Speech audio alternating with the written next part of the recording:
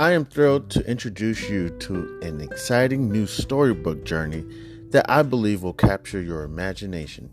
Allow me to present Langston Mankson's Coolamade Stand Adventure, a compelling short story that promises to transport you to a world of interest, excitement, and learning.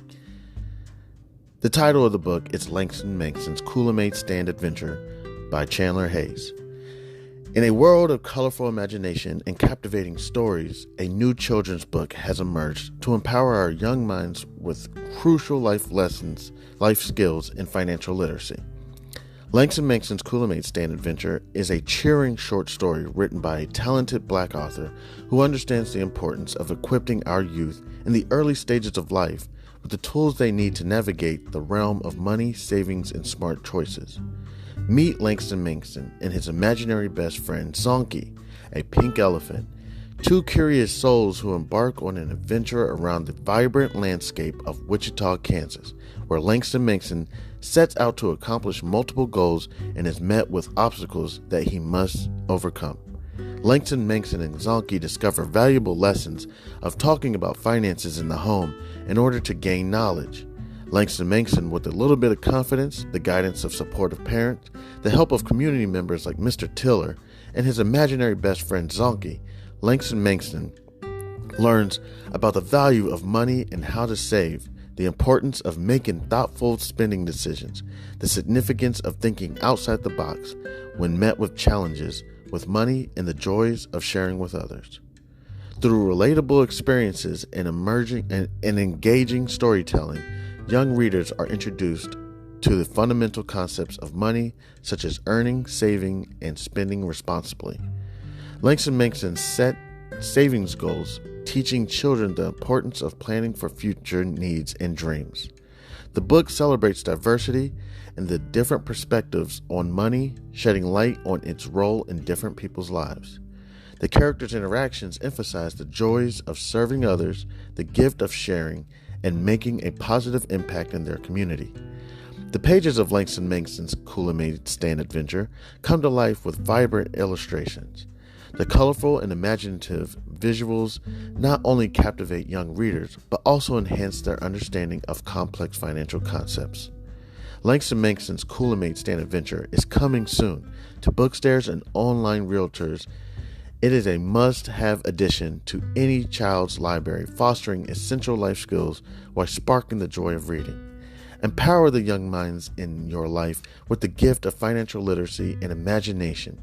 Join Langston Mankson, Zonky, family, and friends on their extraordinary journey of running a drink stand to set them on the path of a brighter future. Your opinion means a great deal to me. I would be honored if you would consider exploring Langston Mankson's Coolamade Stand Adventure and sharing your thoughts. Your feedback could play an invaluable role in shaping the future of this project. If you have any questions, comments, or would like to discuss the book further, please don't hesitate to reach out to me. Your support in spreading the word about Langston Mankson's Coolamade Stand Adventure would mean the world to me, and I deeply appreciate your consideration. I am a passionate advocate for financial literacy.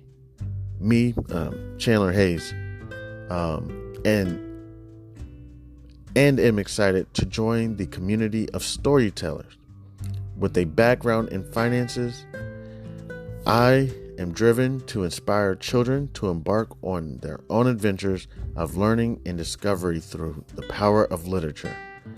Langston Mankson's Coolamade Stand Adventure is a heartfelt endeavor to promote financial literacy in a fun and accessible way.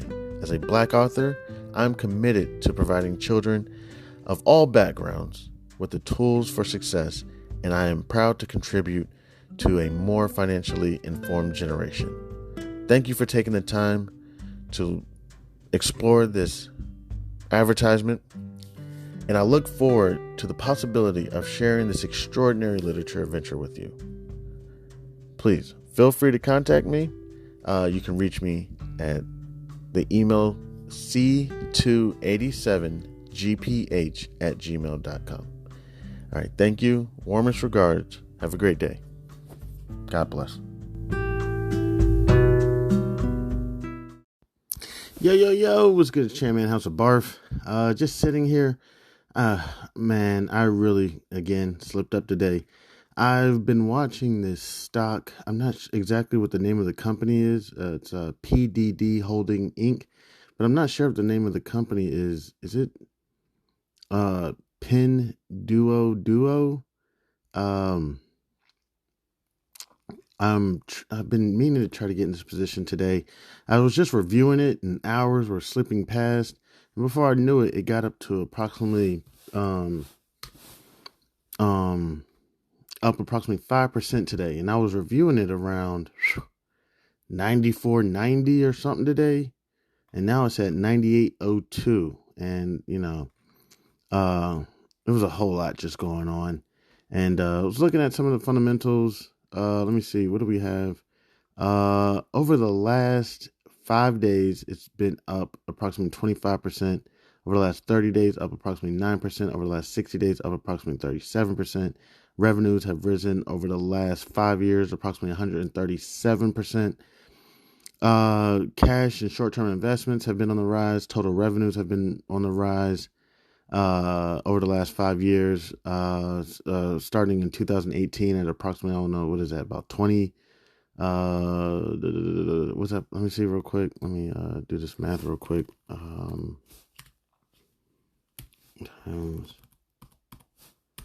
So is that about, is that 20 billion? Let me check.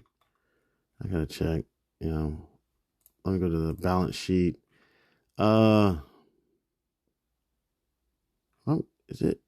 Sometimes I'm wondering, is it in the B's?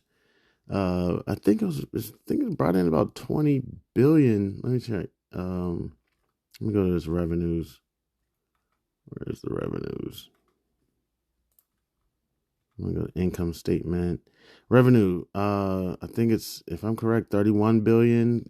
Quarter two of 2022. Quarter three of 2022, 35 billion. Quarter four is approximately 39 billion. Quarter one of 2023, about 37 billion. So it's been pretty consistent. Let me just make sure I'm not, sometimes I got to use multiple platforms to do my analysis.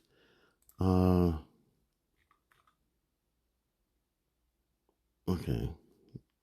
All right. I'm not sure, but we got earnings per share year over year is at about 74%. Dividends, there's none.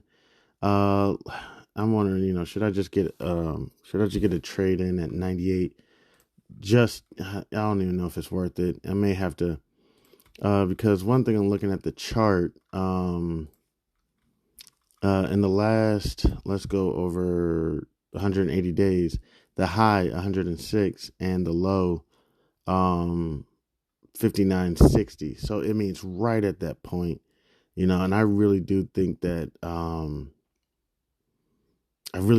we're at that point. I mean, it's close to the 180 day.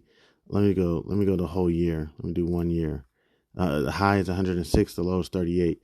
So we're really at that point. If anything, we're closer to the year high than we are the year low. So I really think, just also doing a technical analysis, I think I'm about to start seeing a double peak developing.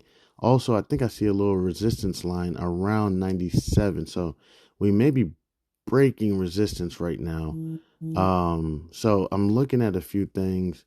Is it worth putting in a short, considering that is breaking resistance? I think resistance. I don't even know if my tools show me this, but let me see if I can draw. Okay, regardless, let me just go ahead and stop here. Let me see. I would say 2804, maybe even 9780 is the resistance line over the past year. Seems like it hasn't really breached this. So with everything going on, it's very possible that it could breach this. But where is it going to go next? Is it going to go up to 114? Is it going to surpass the year? Let's go ahead and take a look at the 3-year. Okay, 3-year, the high is 212. So when you look at the 3-year, I mean $98, we're right again in the middle. The 3-year low is 23.21. So we're right again there at the middle. And that's why I think tomorrow If I'm able to, I gotta free up some cash and whatnot. If we can, then I'm probably gonna try to put in um a put and or a call and a put or purchase um the the long position. I was just looking at something called a married put. I never heard that term before. Here, let me see real quick. What is a married put? According to Wikipedia, a protective option or married option is a financial transaction in which the holder of securities buys a type of financial options contract known as a call or a put against stock that they own or are shorting. So there's a cover call and a married put. And then also I learned about something called a cash, I guess, put, where essentially you just hold the assets in cash. Um, so just trying to get all this taken care of. As far as PDD, the reason why I was looking into them so much is because they're, I believe, the parent company to this company called Temu.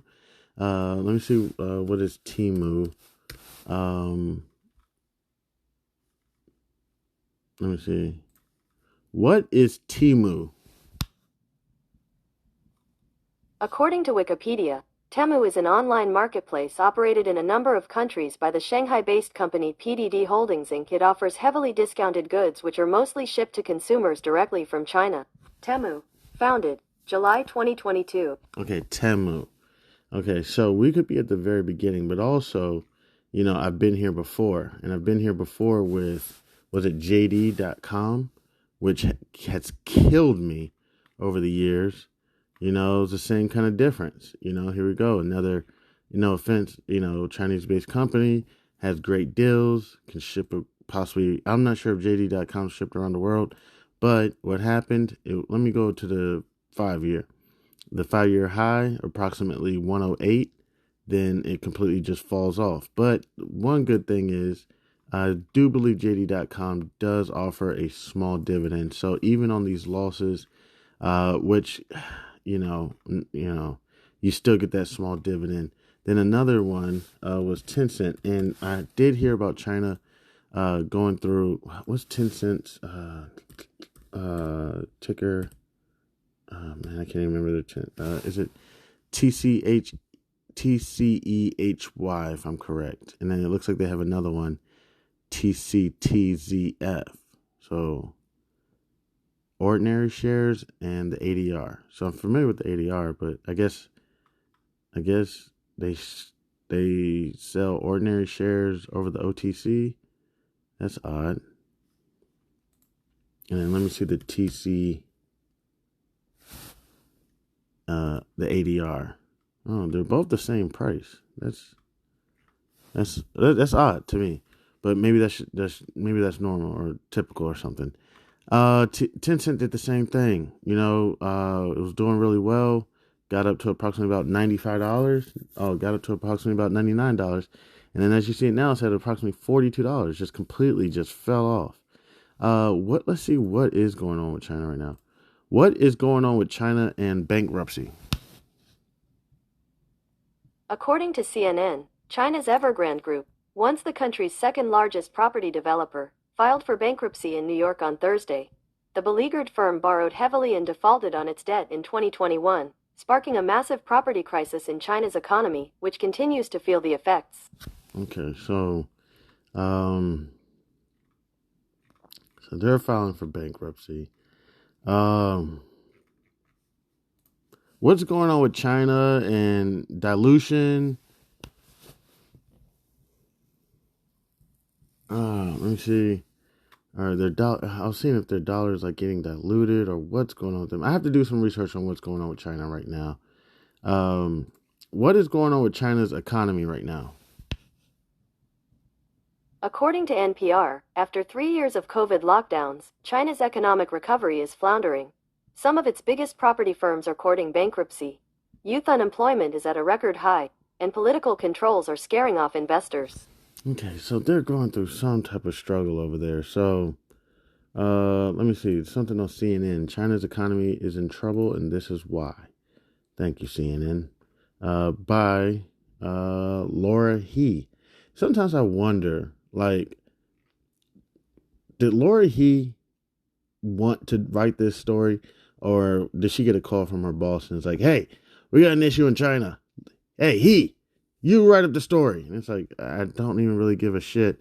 You know, I don't know. Sometimes I wonder about that shit because it always seems like whenever there's a black issue, if you notice, it's black people covering it. If it's a Chinese issue, Chinese people are covering it. Maybe they're just like, oh, the viewers will be more passionate if it's coming from an Asian person and not me or something. I don't know. I just wonder about that sometimes.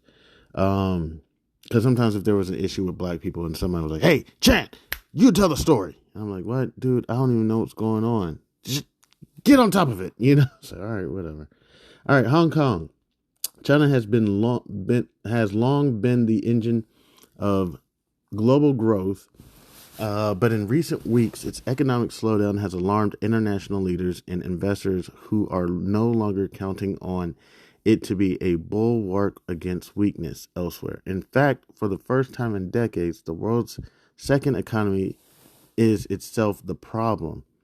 The Hong Kong Hang Seng HSI index slid into a bear market on Friday, having fallen more than 20% from its recent peak in January.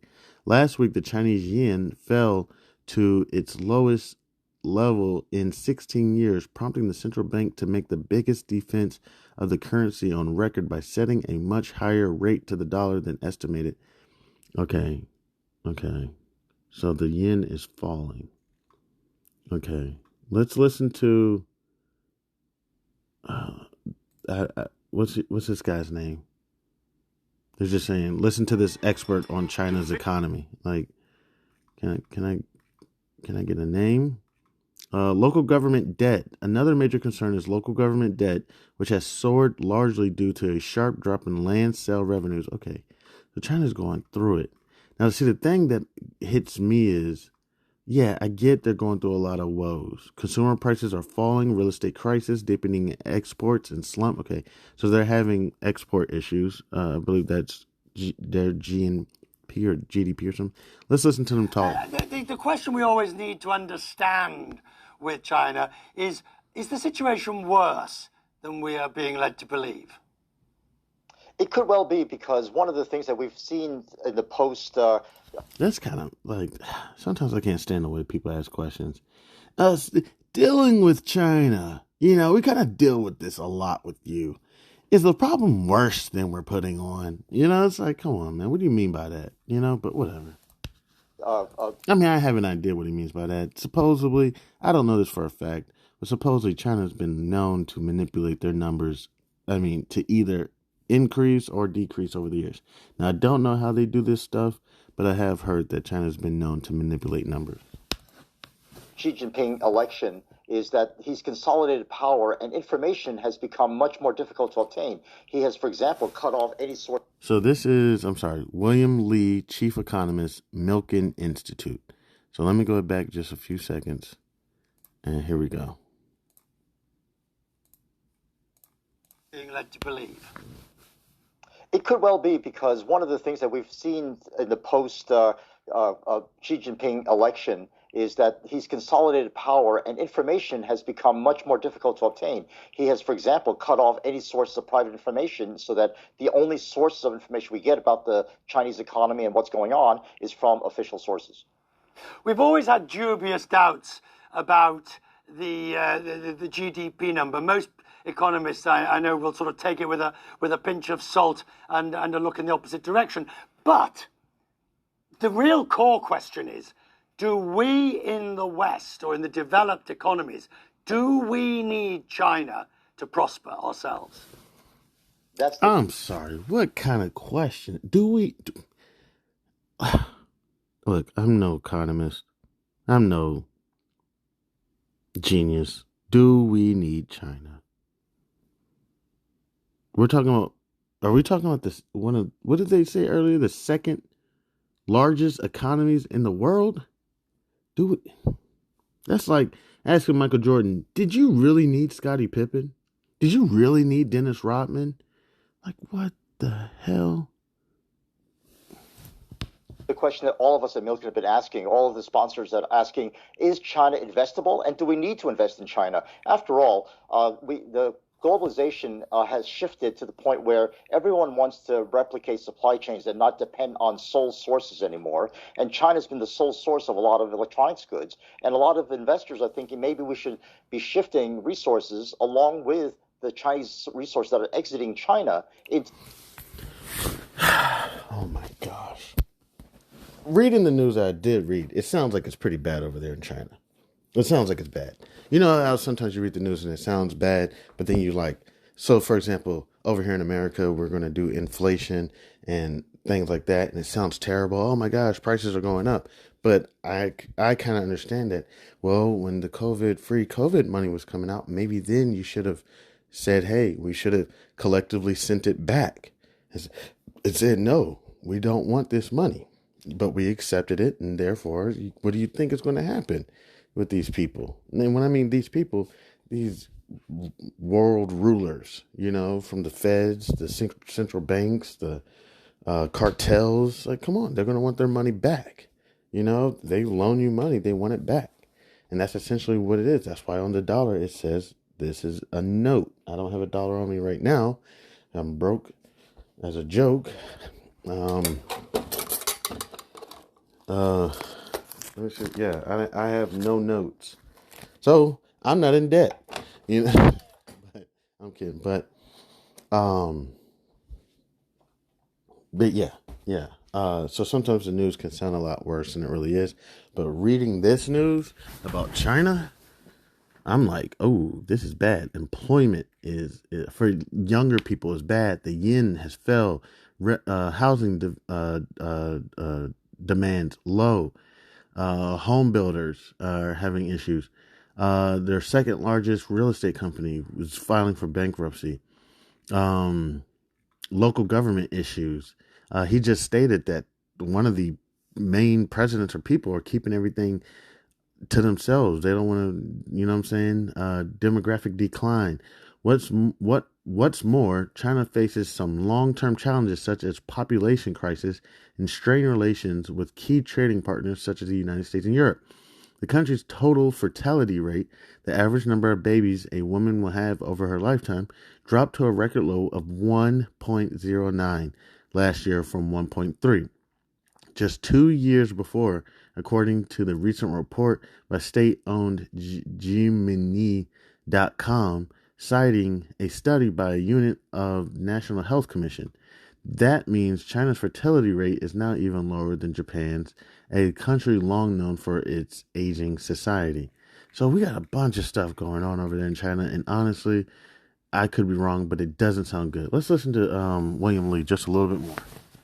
To Vietnam and other parts of Asia to be able to have safety and soundness in our supply chains.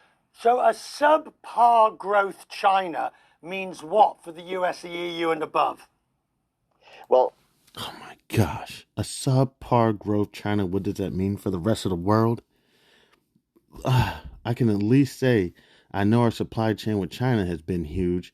Also, we got a bunch of tariffs on China. Like, if China goes down, they may be manipulating this shit to get rid of all these tariffs and shit. Who knows? But essentially, we're going to have the supply chain from a bunch of different other countries and a bunch of different people that we've had relationships with since I was at least a baby, so. China's subpar growth really is two-faceted.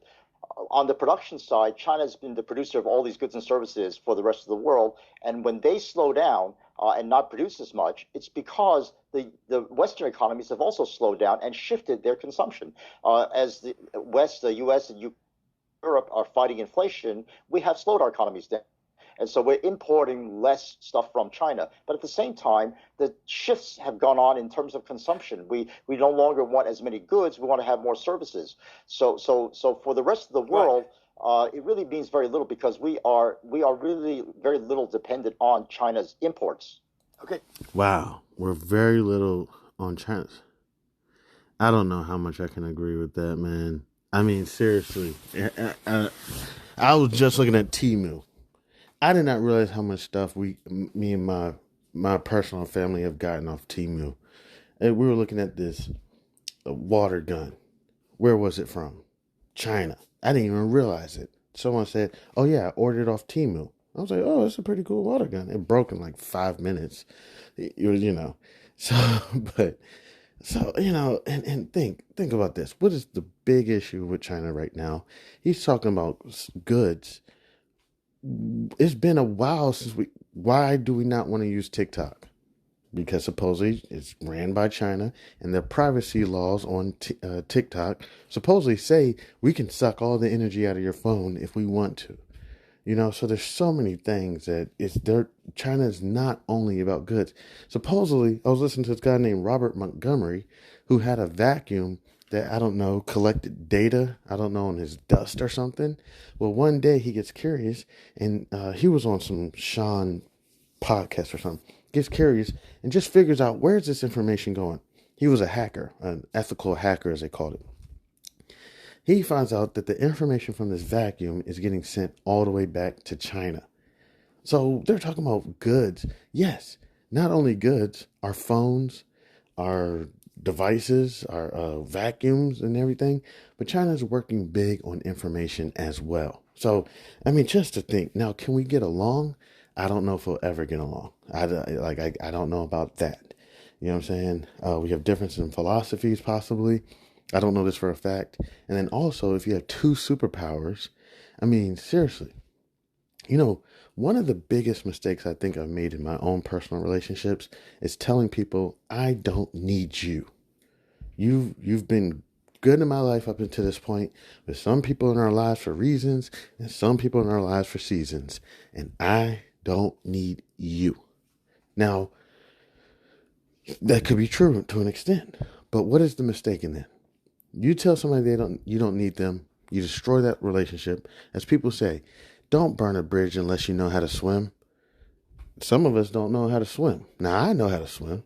Yeah, I'm kidding. But essentially, like, this stuff is just, I don't get this stuff. So I'm looking at PDD. It has exposure to China. China's supposedly going to have a slowing economy. So Temu is not just in China. It's a multicultural, multi-country company. Not Temu. I'm talking about PDD Holdings. So I'm going to be looking at getting this company. But based on this information, I'm definitely going to cover my position. And I may even wait just a little bit to get a long position. Or I may try to get a short put position in order to hopefully it exercises and I'm able to purchase the underlying instrument, PDD, at a much lower price than what it is at right now. Was it $98? It was just at $50 not too long ago. You know what I'm saying? Like, in 3 years ago, it's at $20. So I'm just kind of figuring out how I'm going to do this, and also how I'm going to do this working with the Chinese economy as well, with everything that's going on over there. So just a few things I'm working on. Didn't execute a trade yet. Let's see if there's anything else that we could go over real quick. Really didn't get much done today. Just did a lot of research. And I got to get ready to get a trade in. I really don't think too much got done today. Besides research on PDD, I'm going to get that all taken care of. Can't think of anything else. If anything else comes up, I'll be sure to touch base with y'all. Thank you so much for anybody and everybody who decided to take time out of their day to come kick it with me. I appreciate it. I'm Chan Man. This is House of Barf. Introducing the Listener Support Program, fueling the future and quality of House of Barf. Dear loyal listeners, at the House of Barf, we strive to bring you the most engaging, informative, and entertaining content every day into the world of business, accounting, regulation, and finance. We strive to provide you with expert knowledge, practical tips, and thought-provoking discussions to help you excel in your financial endeavors. We are dedicated to fostering meaningful conversations, sharing valuable insights, and creating a community of like-minded individuals who are passionate about business, accounting, regulation, and finance. Producing high-quality content requires dedication, resources, and effort from a talented team of one, me, but in the future, hopefully I'll have a team, That's why we are excited to introduce our listener support program. This initiative allows you, our cherished audience members, to play a pivotal role in shaping the future and the content and assuring House of Barf's sustainability. In the future, becoming a supporter, you will be able to enjoy a range of exclusive benefits. Benefits that I'm hoping to be able to bring eventually: early access to episodes, access to episodes that are not, public, that are not accessible to everyone, possibly even create better content. And then all those mistakes I make, maybe I'll put them in a separate episode. You'll be able to get some behind the scenes stuff, and other exclusive things such as merchandise. Possibly I have a children's book coming out, may be able to offer that. Your support goes directly towards enhancing the quality of our content, expanding our reach, our research, and investing in new resources and technology to bring you even better experiences. Your contribution will help us continue to deliver thought-provoking discussions, captivating stories, and insightful I didn't mean to say that. Maybe in the future, may possibly interview someone that will keep you engaged and inspired. Join us in shaping the future of House of Barf by becoming a supporter today. Your generosity empowers us to keep our conversations alive and ensures that we can contribute to provide valuable content to audiences around the United States and hopefully in the future of the world. To support us, simply visit podcasters.spotify.com. Then you can get to House of Barf. Also, it is on Spotify. And support this podcast and become a supporter, and choose a membership tier that aligns with your preferences. Every contribution, no matter how small or how big, makes a meaningful impact and is deeply appreciated. Thank you for being an essential part of our journey. With your support, we can reach new heights and create content that truly resonates with you, our incredible listeners. God bless. Happy listening. I'm Chan Man. This is House of Barf. Again, if you would like, you can visit podcasters.spotify.com/pod/show/Chan-man7. And you can go to support this podcast and become a supporter today. Thank you. You can also reach me at c287gph@gmail.com. Thank you again. You have a wonderful day. God bless.